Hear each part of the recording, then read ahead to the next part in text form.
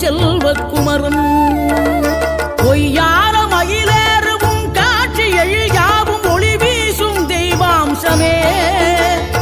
பொய்யான என் வாழ்க்கை புவி மீது நிலையாக அருள் செய்ய வர வேணுமே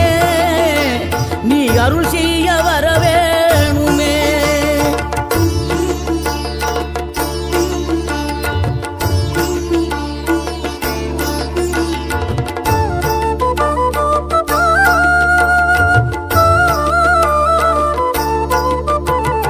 இகழ்தலையும் புகழ்தலையும் ஒரு முகமாய் கருதும்படி செவி உரைத்த முத்து குமரன்